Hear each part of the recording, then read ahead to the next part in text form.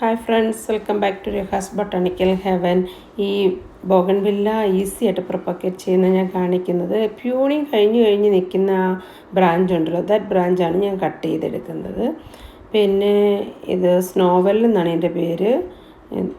First ഞാൻ rooting ഹോർമോണിനായിട്ട് ഉപയോഗിക്കുന്നത് ഇത് നമ്മുടെ അലോവേറയുടെ ജെല്ലാണ്. അലോവേറയുടെ ജെല്ലല്ല, ജസ്റ്റ് ഒന്ന് ടച്ച് ചെയ്തിട്ട് പോട്ടി മിക്സ് കമ്പോസ്റ്റും കൊക്കോപ്പീറ്റും ഇച്ചിരി മണ്ണോടിട്ട് ഗ്ലാസ്സിൽ വെക്കുള്ളൂ. എന്നാന്നറിയാം, ബോഗൺവില്ല കിളുത്ത് അതിൻ്റെ വേരിറങ്ങുന്നത് ഒത്തിരി ടൈം എടുക്കും.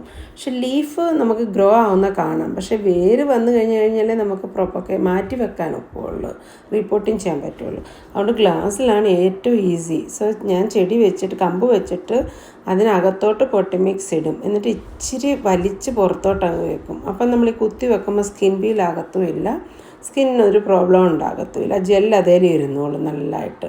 എന്നിട്ട് ഇച്ചിരി വെള്ളമോടെ ഒഴിച്ചിട്ട് സൈഡിൽ ഏതെങ്കിലും ഒരു ഷെയ്ഡിലോട്ട് കുറച്ച് ദിവസം വെക്കും നല്ലതായിട്ട്. എന്നിട്ട് പിടിച്ച് ഇലയൊക്കെ വന്ന് വേരൊക്കെ വന്ന് കഴിയുമ്പോഴേ ഞാൻ ഒരു ഹോള് വിട്ട് കേട്ടോ. വന്നു കഴിയുമ്പോൾ ഞാനത് വെയിലത്തോട്ട് കൊണ്ടുപോകുള്ളൂ. അതുവരെ ഇങ്ങനെ വെക്കും. ഈ പ്ലാന്റിന് എന്നാ വിലയാണ്, ഒരു പ്ലാന്റ് മേടിക്കണമെങ്കിൽ ഇത്ര രൂപ കൊടുക്കണം. ഇങ്ങനെ നമ്മൾ പ്രൊപ്പഗേറ്റ് ചെയ്ത് വെച്ച് കഴിഞ്ഞാൽ നമ്മുടെ വീടിൻ്റെ അവിടെ എല്ലാം ഇങ്ങനെ പൂക്കൾ കാണാം നല്ലതായിട്ട്. ബോഗൺവില്ല ഒരു സ്പെഷ്യലി എപ്പോഴും പൂവുള്ളൊരു പ്ലാന്റ് അല്ലേ. Thank you for watching. Please like.